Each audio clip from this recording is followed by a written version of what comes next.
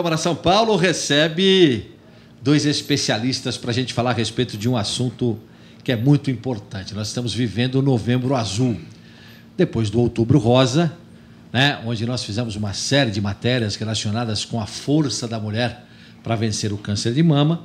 Chegamos no Novembro Azul, onde o homem se depara com um problema que é sério, o câncer de próstata. E a gente tem uma série de questões relacionadas a isso. E por isso, nós estamos com muito carinho recebendo aqui dois grandes especialistas no tema. Um deles, o Dr. César Câmara, urologista do Instituto da Próstata, que a gente está recebendo aqui com todo carinho. Doutor, tudo bem? Muito prazer vir recebê-lo aqui. Prazer, muito obrigado. Estar falando com vocês.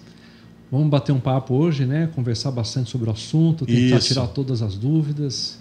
Sem e com uma dúvida. ajuda preciosa também. Sem dúvida. E você sabe que tem uma dúvida, né? Muita gente fala assim, e isso é um erro normalmente que os jornalistas cometem. Quando eles falam de próstata, falam, não, próstata é o proctologista.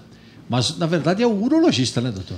É o urologista. Tem muita confusão sobre isso mesmo. É. Às vezes, até pacientes procurando problemas de hemorroida, né, problemas do orifício anal, que acabam passando no urologista achando que é o médico que cuida dessa parte.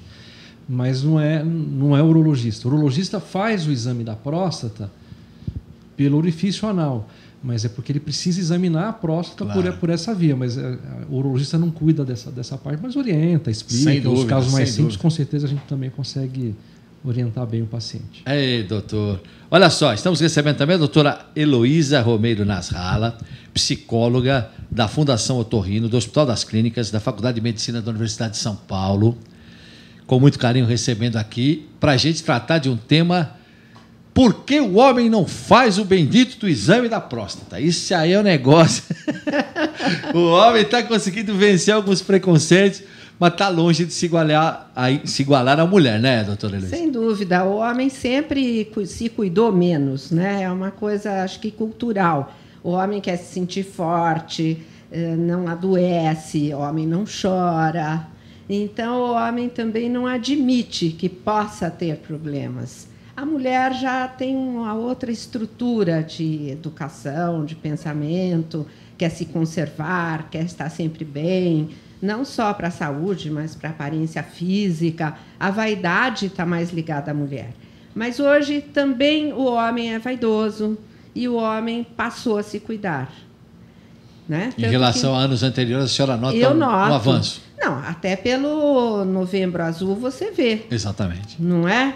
E eles vieram depois do Outubro Rosa. Então, nesse particular, quando se diz respeito à saúde, a mulher está sempre liderando.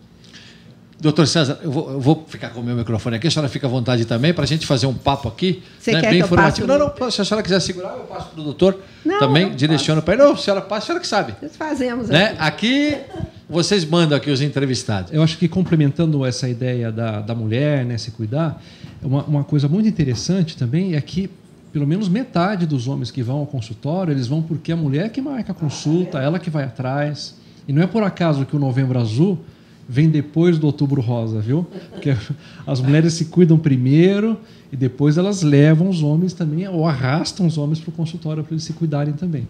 Agora, doutor, tem uma dúvida importante, né? A doutora pode participar também, viu, doutora? Sim. Qual é a idade para fazer o exame? A partir de que idade se faz o exame da próstata? Então, isso depende um pouquinho do histórico familiar, não é? Se existe na família o histórico familiar de câncer de próstata, ou também de câncer de mama, vou explicar isso um pouquinho depois, a gente pede que os homens procurem o urologista um pouco mais cedo. Então, a partir dos 45 anos, normalmente a gente inicia o acompanhamento, mas nessas pessoas que já tiveram câncer na família, ou que tiveram câncer de mama nas mulheres, eles devem procurar o urologista a partir dos 40 anos. E por que câncer de mama, né? A gente fala câncer de próstata, por que falou câncer de mama agora? Porque recentemente, quando eu falo recentemente, sempre pelo menos 5 anos já de histórico, né? Descobriu-se que os genes que causam câncer de mama nas mulheres também podem causar o câncer de próstata no homem. Então, se uma mulher tem câncer de mama na família, os homens, os parentes de primeiro grau, podem também desenvolver câncer de próstata numa frequência até 5 vezes superior da população normal. Os filhos, de repente? Exatamente. Os filhos, os irmãos, né? Puxa E assim vida. por diante. São gêneros BRCA1, BRCA2, eles também estão associados com câncer de próstata. São estudos avançados que já permitem a medicina. Exatamente. Puxa vida, doutor, essa informação é É importantíssima. importantíssima. É muito uma importante. informação de Até saúde para os pública, homens que estão nos assistindo e estão nos acompanhando, né?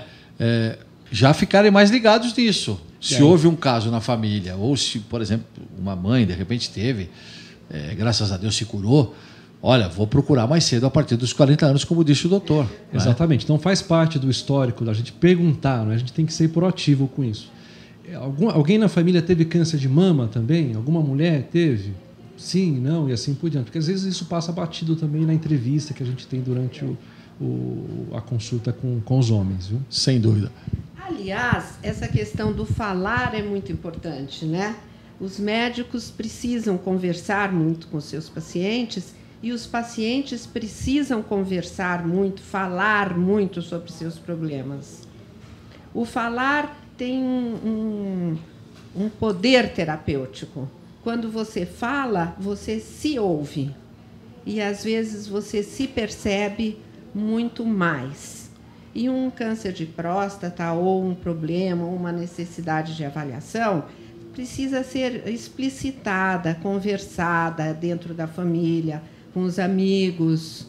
A coisa precisa ser levada de uma maneira mais engraçada. O humor é muito importante, que permeie todas essas questões. Como há pouco a gente estava brincando sobre a dificuldade dos homens de fazerem o exame, por causa do... Como é que chama, doutor? Pode falar, Por causa do doutor. exame da próstata, né? Os homens têm medo de fazer o exame mas eu acho que isso tem mudado bastante também, viu? Cada vez mais os homens procuram, eles estão procurando se informar também, eles vêm junto com as mulheres aí procurando se cuidar mais. E antigamente a gente escutava muita história do homem se recusar a fazer o exame da próstata. Se recusava mesmo. Consulta. Hoje em dia não, se o homem ele marcou a consulta, ele está ali, ele faz o exame sem nenhum problema. É um exame que dura 4, 5 segundos, não demora mais do que isso. Não demora mais. E deve ser feito em toda a consulta urológica. Por quê? Não é só por causa do câncer, não é? A gente vê a consistência da próstata, vê o tamanho, vê as características de benignidade que tem a próstata. Então, você ir no urologista e não fazer o exame da próstata, é igual ir num cardiologista e ele não examinar o coração. Puxa e no vida. otorrino, e ele não examinar o ouvido, não olhar a garganta. Então, o exame da próstata faz parte do exame físico de um atendimento urológico normal. Agora, doutor, existe muita questão. Tem muito homem, por exemplo, que, de uma certa forma, para se livrar, entre aspas, do exame do toque, não, fiz o meu PSA e o meu PSA está baixinho, não tem perigo nenhum. É preciso complementar, não é? É preciso, existe... Aí a gente vamos entrar na estatística, então, né? Se a gente pegar homens que já têm câncer, vamos pegar 100 homens que têm câncer, a gente sabe que tem. Na primeira sala, o médico vai só fazer o exame do toque. O toque vai errar em mais ou menos 35% a 40% dos casos. Ele erra, ele não encontra o tumor. Na outra sala, o médico só vai olhar o PSA, e pelo PSA ele vai dizer se tem tumor ou não. Ele vai errar em 20% dos casos. Tá vendo? Na terceira sala, o médico vai fazer o toque e vai fazer o exame do PSA. Sabe quanto ele vai errar? 8%. Olha como E cai. se fizer isso todo ano, isso cai mais ainda. Então, o diagnóstico do tumor de próstata, né, das lesões prostáticas malignas, eles têm um sentido, têm uma forma de se fazer, têm uma maneira de caminhar para esse diagnóstico, que eu costumo falar que é um diagnóstico oportuno, nem cedo demais e nem tarde demais. Então, por isso que é importante o acompanhamento. E a próstata cresce mesmo, né? Isso é natural dela. Ela crescer, e eu já ouvi até em algumas entrevistas que eu fiz com médicos, com oncologistas, né, com urologistas, olha, a próstata chega em um determinado momento da vida, ela não serve mais. Então ela cresce e automaticamente ela vai crescer. A próstata ela diminui o ritmo de crescimento depois dos 75 anos, mas desde a adolescência ela começa a crescer e não para mais. Então, olha aí. Eu costumo falar que a próstata é igual, vamos pensar na próstata como se fosse uma laranja, né? Ela tem uma casca dura por fora e um miolo mole por dentro. O miolo cresce muito mais rápido do que a casca. Então, como a casca não cresceu e o centro dela aumentou, ela fica tensa. O canal da urina passa por dentro da laranja. Então, o canal da urina fica também apertado. e aí surgem os sintomas miccionais. O tumor aparece na casca e os sintomas aparecem decorrentes do miolo. São dois problemas diferentes. Puxa, o crescimento é uma coisa e o tumor é outra coisa. Se a pessoa em tiver regiões com diferentes. dificuldade de urinar, tem que procurar um urologista. Então, dificuldade para urinar. Jato fraco, aumento da frequência, acordar à noite, um pouco de ardência às vezes para urinar, ter que ir rápido no banheiro. Tudo isso são sintomas do crescimento benigno da próstata. Normal. Crescimento normal. O câncer de próstata, ele cresce na casca, ele cresce para fora, então ele não dá sintoma nas fases iniciais. Puxa vida. Daí a necessidade do exame. Daí a necessidade do exame. E o que a gente não pode menosprezar o temor dos homens em fazer esse exame. Que o doutor está aqui minimizando, mas... É isso que eu ia perguntar. Quer dizer, é isso que eu ia perguntar. É uma questão de machismo? Eu acho que é uma questão sexual. Freud, em 1905, já tinha escrito sobre as 3 teorias da sexualidade.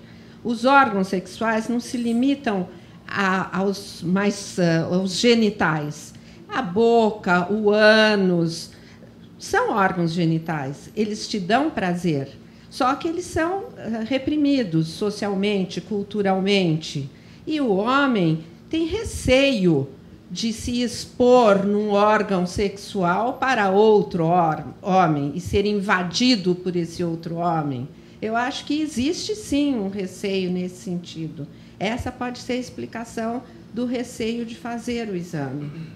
E à medida que nós estamos vivendo, doutora, um momento de maior abertura também nessa questão. Na questão sexual, os relacionamentos já são permitidos pela sociedade, os relacionamentos homoafetivos, enfim. Claro. Né? Isso ajuda, de uma certa forma, ao homem também se posicionar em relação à cabeça. Falar, não, peraí. Pode. Se eu não fizer isso aí, eu vou morrer se eu tiver o câncer. Então eu tenho que fazer. Né? Eu não sei bem como que os homossexuais reagem ao exame, mas, de qualquer forma, pode não ser uma escolha fazer com aquela determinada pessoa. Eu acho que sempre há um certo... Como para a mulher. Mulher também fazer um exame ginecológico não é tão simples. Não é com todo médico que você gosta de fazer.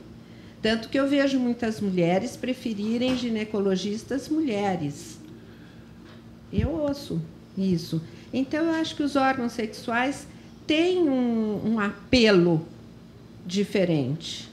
Tem um apelo. Sem dúvida. Doutor, a gente pode dizer hoje que a possibilidade de se curar um câncer de próstata, ela vem evoluindo com a própria medicina, com aquilo que hoje a medicina, a tecnologia, a ciência oferece para os médicos? Quando a gente vai pensar em cura do câncer de próstata, a gente tem que pensar no diagnóstico no momento correto, ou seja, numa fase inicial. Quando a gente faz o diagnóstico na fase inicial do tumor, a cura chega a ser superior a 90%, ou seja, um dos tumores mais curáveis que existe. Agora, se o tumor está mais avançado ou se ele tem um grau de agressividade muito alta, isso pode cair um pouquinho, não é? Então, como a gente tem as ferramentas hoje em dia para fazer o diagnóstico das lesões prostáticas muito no começo, na fase inicial, a gente conseguiu chegar num patamar muito alto de cura. Então, nos últimos 10 anos, quase não houve aumento de sobrevida com o desenvolvimento de novas técnicas operatórias ou cirúrgicas ou de radiação e assim por diante, não é? O que mudou bastante foi a sobrevida do paciente que está em outra fase. Ele fez um tratamento inicial, por algum problema o tumor acabou voltando e ele foi classificado como um paciente com uma doença avançada. A fase avançada da doença teve muitos avanços, novas drogas, novos medicamentos que prolongam muito a vida com qualidade de vida. Então, o grande salto que a gente teve foi na doença avançada, não no tratamento da doença inicial. A Érica Mansberger quer fazer uma pergunta? Vamos passar o microfone aqui para ela. Pode chegar mais aqui, Érica, por gentileza. Obrigada, Mário. Obrigada pela presença. Depois desse trabalho nosso no Outubro Rosa, a gente vê aí que o câncer de próstata parece que é o segundo câncer que mais atinge homens, né? E eu queria saber, porque a gente ouviu de outros médicos que o câncer de mama em mulheres com idade inferior a 35 anos são os mais fatais. Queria saber dessa relação com o câncer de próstata. Tá. O câncer de próstata é um dos tumores que mais acometem os homens, né? Depois dos 50 anos, 1 a cada 6 homens vai ter câncer de próstata. Mas existem os tumores agressivos e os tumores não agressivos. Hoje, né, nos últimos 10 anos para cá também, a gente consegue classificar muito bem os tumores, né? Os tumores que estão lá no paciente. E a gente consegue definir os tumores, uma modalidade de tumor que chama tumor de baixa agressividade, uma doença pouco agressiva. Esses tumores, raramente não, eles evoluem de forma muito lenta, mas como que eu poderia explicar? Eles evoluem de maneira muito lenta, de modo que a gente não precisa tratar esses pacientes. Hoje, 30% das lesões que a gente faz diagnóstico não precisa de tratamento. Agora, quanto mais jovem o paciente for, em geral, mais agressiva é a doença, porque o tumor de próstata é esperado que ocorra depois dos 45, 50 anos. Se ele está surgindo antes, em geral, porque existe alguma alteração genética, alguma mutação mais importante que fez esse tumor surgir. Aí ele geralmente surge de maneira mais agressiva. E a gente precisa do diagnóstico. PSA, toque, não tem como fugir disso. E biópsia depois. Quando a gente faz diagnóstico a partir dos 40 anos, a gente encontra um paciente com essa condição, em geral o tratamento completo cura também a doença. O problema é quando a gente não pega os pacientes abaixo de 40 anos. Então, se existem fatores de risco na família, o que a gente recomenda? Depois dos 35 anos, colhe um exame de PSA só, para saber quanto que está o PSA naquele momento. E depois começa a fazer o acompanhamento a partir dos 40 anos. Doutora, os pais podem ajudar ao filho homem, de repente, desde a infância, acabar com essa história do preconceito, do exame de próstata? Olha, meu filho, é o seguinte, você fazer não vai deixar você menos homem. Claro, e sem dúvida. Eu acho que a educação é fundamental e o exemplo, né? O pai precisa dar o exemplo, porque o filho, vendo a naturalidade do pai em tratar esses assuntos, ele também vai tratar de uma forma natural. Mas tem pessoas mais conservadoras, cheias de preconceitos, que dificultam tudo isso. E mesmo falando dos pais, vamos falar das famílias.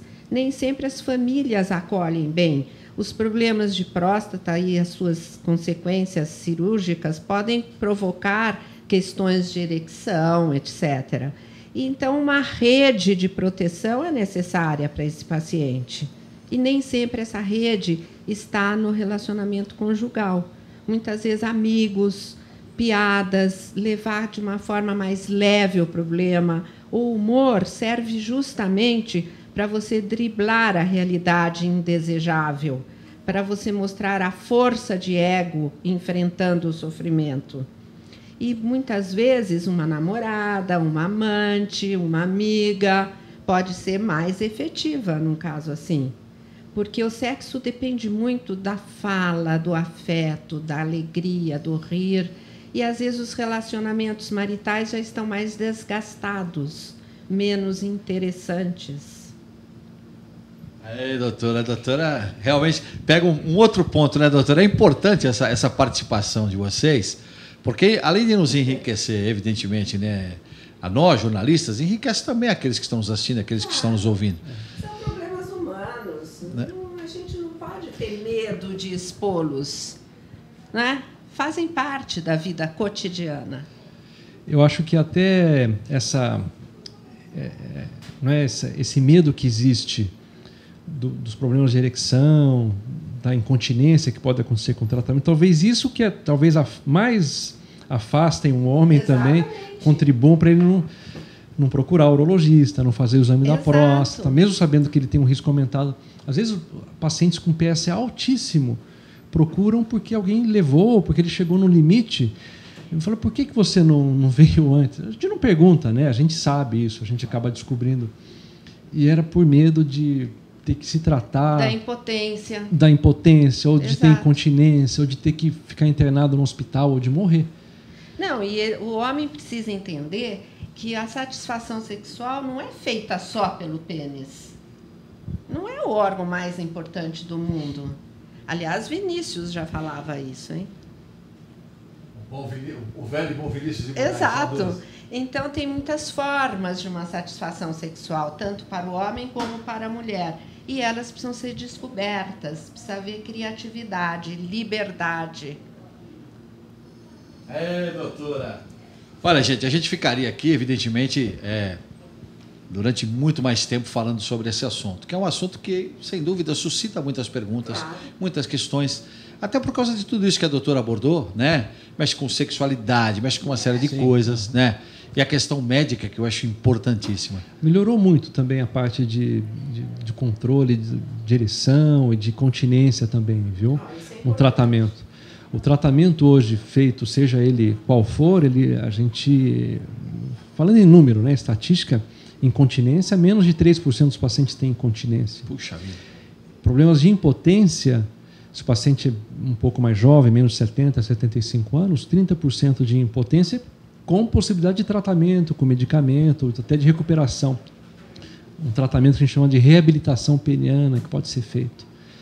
Então, quando tem que tratar, mas a gente consegue controlar um pouco melhor os problemas, as sequelas que eram muito graves no passado, né? Hoje a gente tem as cirurgias abertas, tem as cirurgias laparoscópicas com o uso do robô, coisas que têm evoluído e que têm melhorado também o pós-operatório e a qualidade de vida depois do tratamento. Sem dúvida. Oi.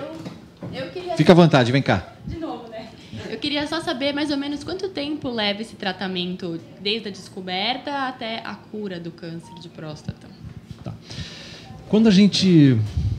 Vou dar uma informação curiosa até. Da primeira célula ser formada de câncer até o diagnóstico, em geral são 8 anos. Então o tumor tem um crescimento lento. Puxa vida. Em geral são 8 anos.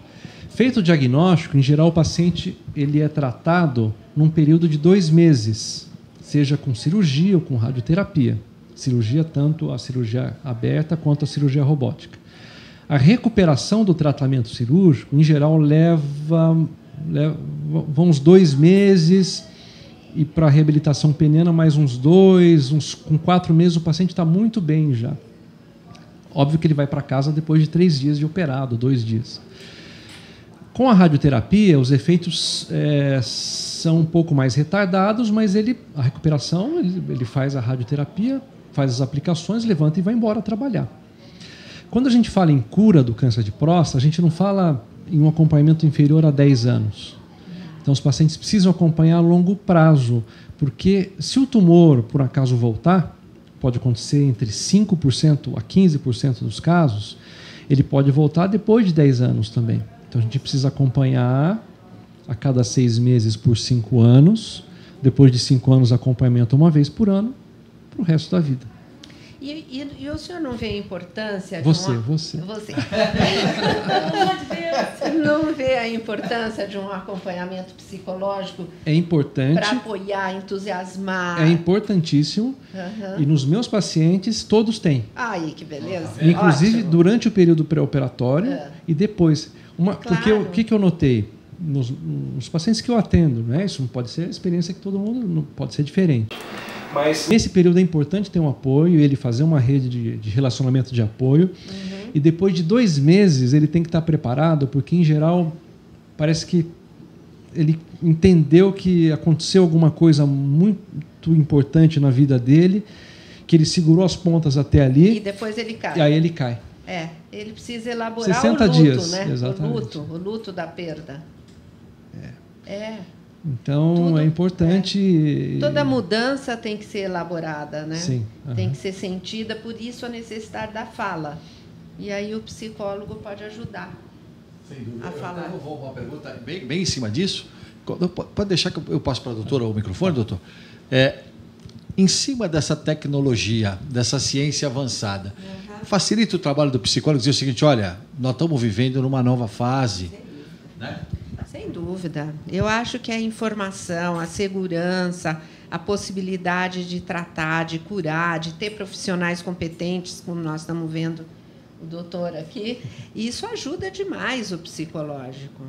Imagina tudo isso no século passado, retrasado, não é?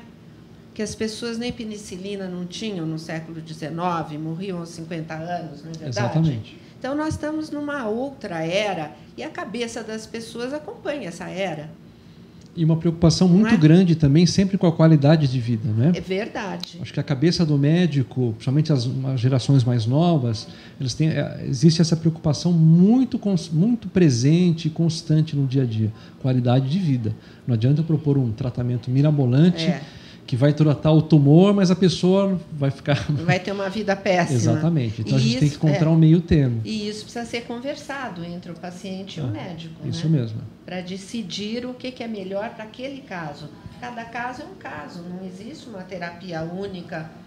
Exatamente. Quero parabenizar vocês, né? A gente fica muito feliz com isso, né? Com essa participação, com essa prestação de serviço, né? Afinal de contas, nós somos uma emissora que está dentro, né, do centro do Poder Legislativo, né, da cidade de São Paulo, e para nós é muito importante prestar esse tipo de serviço e contar com profissionais de tanta competência. Então, eu quero agradecer muito, viu, a doutora Heloísa Romero Nasralla, psicóloga da Fundação Otorrino, do Hospital das Clínicas da Faculdade de Medicina da Universidade de São Paulo. Obrigado pela participação e vamos chamar a senhora mais vezes aqui. Mas eu que fico contente de estar aqui e poder conversar com vocês, uma equipe tão simpática, todos aqui participando realmente. Uma Sem delícia dúvida. Conversar com vocês. Muito obrigada. Muito obrigado, doutora. Muito obrigado. Até a próxima. Doutor César Câmara, urologista do Instituto da Próstata. Muito obrigado, doutor. Eu que agradeço. Pelos seus esclarecimentos, pela aula que vocês deram aqui, né? Valeu, viu, doutor? Muito obrigado mesmo. Muito obrigado. Olha só, nós contamos com a participação da Érica Mansberger, né, que é a nossa jornalista aqui, responsável pelas pautas, responsável por elaborar efetivamente tudo isso que a gente passa para o nosso ouvinte e também para o espectador que está nos acompanhando, não é? Também o Rafael Merino, que é nosso querido câmera ali, jornalista também, e o Fernando Bertoldo, que está dando um apoio muito legal, né, hoje aqui para a gente, e o nosso querido André, que o próprio sobrenome já explica, o nome dele é André Bueno. As pessoas perguntam, mas o que você acha do André? Eu falo Bueno.